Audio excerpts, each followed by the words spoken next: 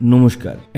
Option পরিবারের প্রতিটি সদস্যকে আরও একবার স্বাগত জানাই আপনাদেরই পছন্দের ইউটিউব চ্যানেল অপশন চ্যানেলে। ভিউয়ার্স বন্ধুরা, আজকের ভিডিওটিতে আমরা কভার করব নতুন ট্রেডার যারা আসেন তাদের ঠিক কোন অ্যাপ্রোচ নিয়ে কাজ করা উচিত, কোন সেগমেন্টে কাজ করা উচিত। নতুন যারা মার্কেটে আসছেন তারা কিভাবে মার্কেটে সফলতা পাবেন, ট্রেডিং করে পাবেন নাকি ইনভেস্টমেন্টের মাধ্যমে পাবেন। আসুন পুরো ডিটেলস ভিডিও আমরা এবার দেখা শুরু করি। পৃথিবীর সবচাইতে ধনী ব্যক্তি স্যার ওয়ারেন বাফেট বলেন, the best investment you can make is an investment your self.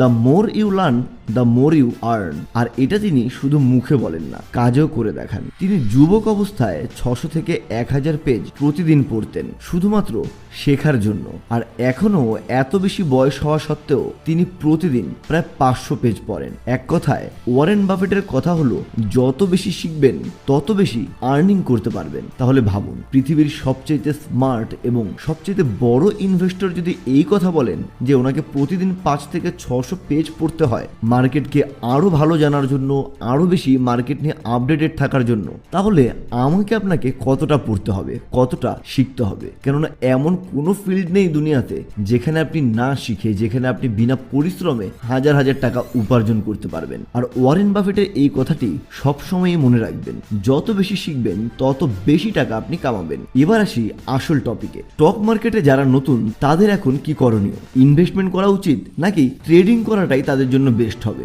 তার আগেই আমরা জানবো ট্রেডিং এবং ইনভেস্টমেন্টের মধ্যে পার্থক্য কি এবং এই দুটি বিষয় কিভাবে কাজ করে। যারা ট্রেড করেন তাদের, অর্থাৎ ট্রেডারদের মাইন্ডসেট থাকে শর্ট টার্মে মুনাফা আর্ন করা, অর্থাৎ ট্রেডাররা অল্প সময়ে বেশি টাকা উপার্জনের পেছনে ছোটেন। যেমন রাকেশ ঝুনঝুনওয়ালা বলেন, ট্রেডিং এ লে পটাপট দে পটাপট, গোদা বাংলায় বললে ধর তক্তা মার পেরে।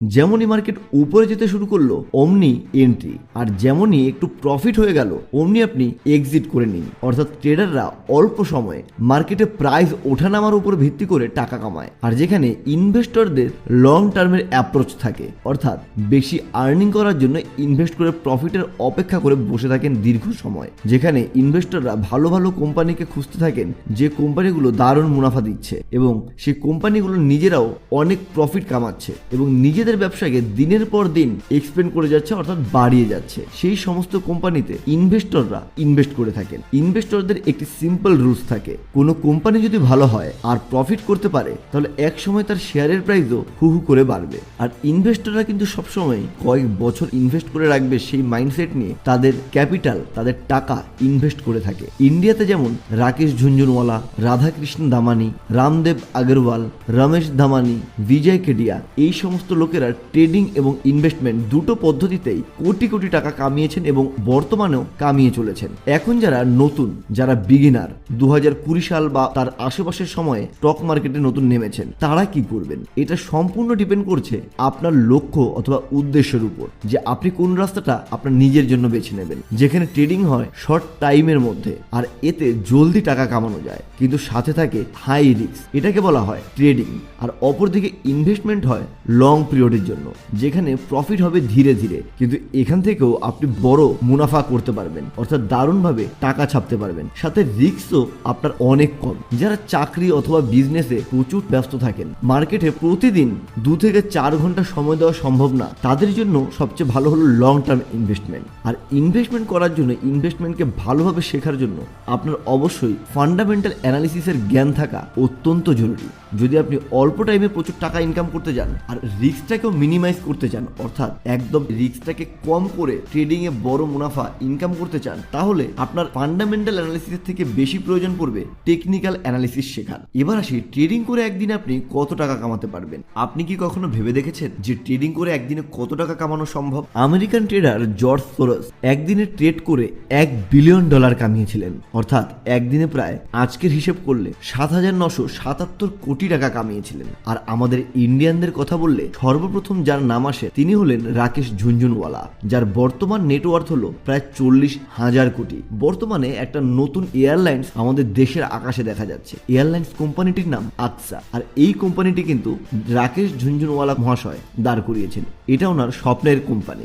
উনি 1985 সালে মাত্র 5,000 টাকা নিয়ে শেয়ার মার্কেটে কাজ শুরু করেছিলেন। পরে ওনার ভাইয়ের ক্লায়েন্টের থেকে প্রায় 2.5 লাখ টাকা মতো লোন নিয়েছিলেন, এই শর্তে যে তাদেরকে ব্যাংকের এফডির ইন্টারেস্টের থেকে ডবল টাকা তিনি রিটার্ন দেবেন। আর তারপর তিনি মাত্র 43 টাকা দামে টাটা টি কোম্পানির শেয়ার কিনেছিলেন, আর মাত্র 3 মাসেই টাটা টি কোম্পানির শেয়ার প্রাইস বেড়ে 143 টাকা পর্যন্ত পৌঁছে যায়। অর্থাৎ মাত্র 3 মাসের মধ্যেই ওনার টাকা 3 গুণ হয়ে যায়। আর এই সময় উনি প্রায় 5 লক্ষ টাকার প্রফিট করেছিলেন। এরপর তিনি আর কোনোদিনও পিছনে ফিরে দেখেননি। এভাবেই তিনি ট্রেড করে প্রচুর টাকা কামিয়েছেন এবং বর্তমানে এয়ারলাইন্সের মতো একটা অ্যাম্বিশাস বিজনেসে পা রাখতে পেরেছেন। তো বুঝতেই পারছেন, ট্রেডিং যদি করা যায় ঠিক মতো অ্যানালিসিস করে, ঠিক মতন ট্রেডিং রুলস মেনে, সাইকোলজিকে সাথে নিয়ে, তাহলে ট্রেডিং থেকেও কিন্তু আপনি বড় টাকা, বড় মুনাফা আর্ন করে আপনার সমস্ত স্বপ্নগুলো পূরণ করতে পারেন। কিন্তু এটা 1-2 দিনে হবে না। এর জন্য আপনার মেন্টরের প্রয়োজন পড়বে। কোনো মেন্টরের থেকে গাইডেন্স নিয়ে তারপর আপনাকে কাজ করতে হবে স্টক মার্কেট। তাহলে একমাত্র আপনি স্টক মার্কেটে ট্রেডিং করে সাফল্য অর্জন করতে পারবেন। আর যদি নিজে নিজে করতে যান তাহলে অনেক সময় আপনি লাভও করবেন, তেমন লসও হবে, আর লসের পরিমাণটা কিন্তু অনেকটাই বেশি হবে। হর্ষদ মেহতা স্ক্যামের সময় যখন মার্কেট হু করে নিচে নামছিল, তখনও রাকেশ ঝুনঝুনওয়ালা শর্ট সেলিং করে প্রচুর টাকা কামিয়েছে। পৃথিবীর বড় বড় ট্রেডারদের যদি আপনি দেখেন, যেমন জর্জ সোরস, জোস লিভারমোর, পল টুডার, জন পলসন, যদি আপনি অ্যানালিস করে দেখেন এনাদের ট্রেডিং স্টাইলটাকে, তো আপনি বুঝতে পারবেন এই সমস্ত বড় বড় ট্রেডাররা বেশিরভাগই স্টক মার্কেট ক্রাশের সময় টাকা কামিয়ে নিয়েছেন। জর্জ সোরসকে যদি আপনি দেখেন তাহলে বুঝতে পারবেন উনি সবচাইতে বেশি টাকা কামিয়েছিলেন 1992 সালে, যখন ব্রিটিশ পাউন্ড ক্র্যাশ করে গেছিল। তখন উনি একদিনেই $1 বিলিয়ন কামিয়ে নিয়েছিলেন। এমনিভাবে জেসি লিভারমোর একদিনেই ট্রেডিং করে $100 মিলিয়ন কামিয়েছিলেন, যখন 1929 সালে মার্কেট ক্রাশ হয়েছিল। কিন্তু 1934 সালে ওনার সমস্ত ক্যাপিটাল নষ্ট হয়ে যায় এবং এক সময় তিনি দেউলিয়া হয়ে যান। এগুলো হয় ওভার ট্রেডিং এর কারণে। আর যখন মানুষ নিজের উপর অতিরিক্ত ওভার কনফিডেন্ট হয়ে পড়ে, তখন এই ধরনের বিষয়গুলো লক্ষ্য করা যায়। আর আমরা যদি পল টুডারের ব্যাপারে দেখি, তাহলে দেখা যাবে উনি 1987-এ যখন মার্কেট ক্র্যাশ হয় তখন ব্ল্যাক মন্ডে প্রেডিক্ট করেছিলেন এবং ট্রেড করে নিজের ক্যাপিটালকে কয়েক গুণ বাড়িয়ে নিয়েছিলেন। এরপর জন পলসন 2007-2008-এর ক্রাইসিসের সময় যখন আমেরিকান মার্কেট সহ বিশ্বের সমস্ত মার্কেট নিচে নামছিল, তখন তিনি $20 বিলিয়ন আর্ন করে নিয়েছিলেন 1 বছরেরও কম সময়ের মধ্যে। এই সমস্ত বড় ট্রেডারদের বেশিরভাগই মার্কেট ক্র্যাশ থেকে আর্নিং করেছেন। এবার আপনার মনে হতেই পারে, ইহা পে তো সির্ফ পয়সা হি পয়সা হ্যাঁ, এখান থেকে তো সবাই টাকা কামাচ্ছে, কোনো ব্যাপারই নয়। বন্ধুরা, একটি কথা মনে রাখবেন, ট্রেডিং করে যেমন অনেকে লাখো কামিয়েছেন, ঠিক তেমনই ট্রেডিং এ লাখো টাকা কামানোর চক্করে এখানে লাখো লাখো টাকা অনেকে লসও করে বসেছেন। তাই এখানে কিছু মানুষের প্রফিট দেখেই উদ্বুদ্ধ হয়ে লাফিয়ে উঠবেন না। না শিখে না জেনে যদি আপনি মার্কেটে ঝাঁপ দিয়ে দেন এবং দৌড়ে গিয়ে ট্রেডিং শুরু করে দেন, তাহলে কিন্তু মুশকিল হয়ে যাবে। তার জন্যই সম্পূর্ণ ভিডিওটা আপনাকে দেখার জন্য অনুরোধ করছি। আর হ্যাঁ, যারা চ্যানেলে নতুন রয়েছেন অবশ্যই চ্যানেলটিকে সাবস্ক্রাইব করবেন। আর নতুন এবং পুরনো সমস্ত দর্শকবৃন্দদের কাছে অনুরোধ থাকবে বেল আইকন নোটিফিকেশনটি একবার অন করে দেওয়ার জন্য। তাহলে আমাদের ভিডিও আপলোড হওয়ার সাথে সাথে আপনি সেই ভিডিওর নোটিফিকেশনটি পেয়ে যাবেন আপনার মোবাইলের মধ্যে। আর ভিডিওটি আপনি একদম প্রথমেই দেখে নিতে পারবেন। মার্কেটের কনসেপ্ট না জেনে, কারণ না জেনে, কোনো প্রপার স্ট্র্যাটেজি না নিয়ে অনেকেই ট্রেডিং শুরু করে দেন। আর যখন 1-2 মাস প্রফিটের সাথে চলেন, তখন তারা মনে করেন কখনোই লস করবেন না। 5,000 টাকা লাগিয়ে খুব সহজেই 10,000 টাকা করে নেওয়া যাবে। এরপর 10,000-কে আবার 1 লাখ টাকা করে নেওয়ার স্বপ্ন চলে আসে চোখে। আর তারপর 1 লাখকে আবার 1 কোটি বানিয়ে নেব, এরপর তো আমি অবশ্যই কোটিপতি হয়ে যাব, এরকম স্বপ্ন দেখা শুরু হয়ে যায়। কিন্তু বেশিরভাগ মানুষই এই টাইমটাতে লসের খপ্পরে পড়ে যান। কিন্তু ডেটা অনুযায়ী দেখা গেছে 99% ট্রেডার তাদের সমস্ত ক্যাপিটাল বছর খানেকের ভেতর লস করে ফেলেন। শুধুমাত্র টপ 2% ট্রেডাররাই ট্রেড করে টাকা কামাতে সক্ষম হন। কারণ এই 98% মানুষই ট্রেড করেন লোভের বশবর্তী হয়ে। আর আমরা সকলেই জানি, লোভে পাপ, পাপে মৃত্যু, এবং স্টক মার্কেটে পাপে ক্যাপিটাল ধ্বংস। ভিডিওর শুরুতেই আমরা ইন্ডিয়ার বেশ কিছু ফেমাস ইনভেস্টরদের নাম বলেছিলাম। তাদের মধ্যে একজন হলো বিজয় কেডিয়া, যার বর্তমান নেটওয়ার্থ 800 কোটিরও বেশি। কিন্তু একটি সময় ছিল যখন বিজয় কেডিয়া ট্রেড করতেন এবং এক সময় তিনি প্রচুর লসও খেয়েছিলেন। পরিস্থিতি এমন হয়ে গেছিল যে উনি ওনার মায়ের সোনাদানা সবকিছু বেচে দিতে বাধ্য হয়েছিলেন। কিন্তু ওনার ভাগ্য ভালো ছিল, ওনার হোল্ড করে রাখা কিছু স্টক পুনরায় অনেক ওপরের দিকে চলে আসে আর উনি আবারও একটা বড় প্রফিটের মুখ দেখতে পান। ট্রেডিং করে তিনি অনেক টাকাই কামিয়েছিলেন, কিন্তু আলটিমেটলি তিনি আবার লসেই চলে গেছিলেন। তাই তিনি পরবর্তীতে ট্রেডিং ছেড়ে ইনভেস্টমেন্টকেই বেছে নেন। এবার আপনারা ভাবছেন আমি কি ট্রেডিং করতে মানা করছি?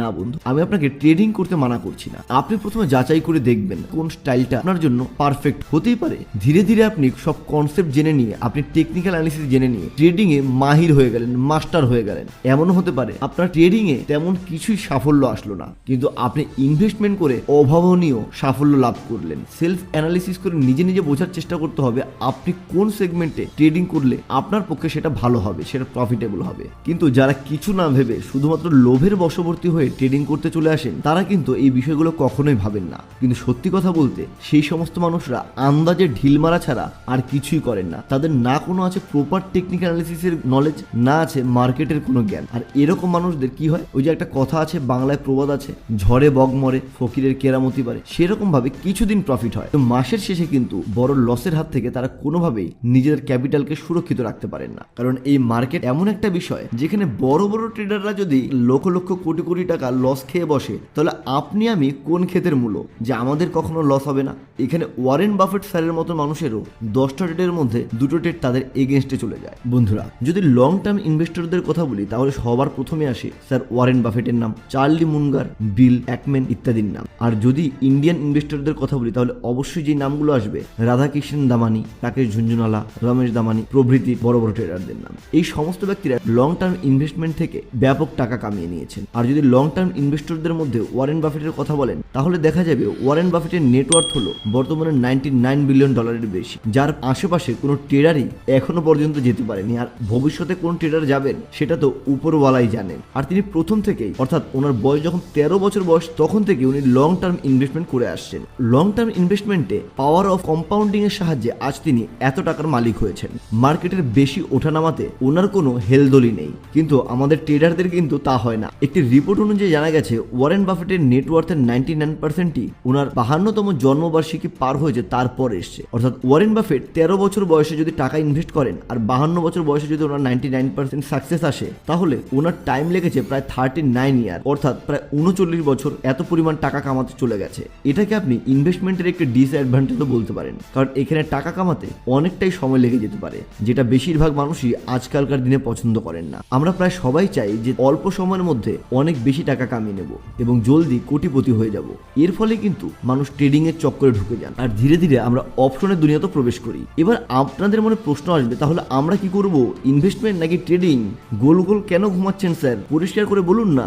আপনি যদি ইয়াং জেনারেশনের হয়ে থাকেন, অর্থাৎ আপনার বয়স 20-25 ভেতরে হয়, তাহলে আপনাকে সাজেস্ট করব ইনভেস্টমেন্টের মধ্য দিয়ে আপনি আপনার জার্নি শুরু করুন আর লং টার্মের অ্যাপ্রোচ রেখে চলুন। কেননা এতে আপনার ট্রেডিং করার তুলনায় রিস্ক অনেকটাই কমে যাবে। তবে আপনাকে এখানে প্রচুর রিসার্চ করতে হবে, ভালো ভালো কোম্পানিগুলো বাছাই করে ইনভেস্টমেন্ট করতে হবে, না হলে এখানেও কিন্তু আপনার লস হতে পারে। আর সবচেয়ে বড় কথা হলো, যে কাজই করুন না কেন আপনাকে কিন্তু শিখতেই হবে, শেখা ছাড়া কোনো উপায় নেই। এবার সম্পূর্ণ ডিসিশন আপনার, আপনি কি করবেন, ট্রেডিং না ইনভেস্টমেন্ট। আর যদি আপনি ট্রেডিংকেই বেছে নিতে চান এবং মার্কেট থেকে ভালো মতো বড় মাপের মুনাফা কামাতে চান, নিজেকে সঠিক রাস্তায় নিয়ে যেতে চান, তাহলে আপনি আমাদের multi confirmation technical analysis course join করে দেখতে পারেন। আর এটি কিন্তু আপনার জন্য একটি জীবনের মোড় ঘোরানো সিদ্ধান্ত হবে, যদি আপনি আমাদের এই টেকনিক্যাল অ্যানালিসিসটি ভালো করে শেখেন, ভালো করে প্র্যাকটিস করে নিয়ে তারপর ট্রেডিং এর দিকে নামেন। আজকের ভিডিওটি আপনাদের কেমন লাগলো জানাতে অবশ্যই ভুলবেন না। বন্ধুরা, বারবার বলছি, কমেন্টস কিন্তু অবশ্যই করবেন। আর চ্যানেলটি ভালো লাগলে আপনার প্রিয়জনদের সাথে শেয়ার করতেও ভুলবেন না। বন্ধুরা, আপনাদের মূল্যবান সময় থেকে আমাদের এতক্ষণ সময় দেওয়ার জন্য আপনাকে অসংখ্য ধন্যবাদ। কথা হবে আগামীকাল নতুন একটি ভিডিওর সাথে। ততক্ষণ সুস্থ থাকবেন।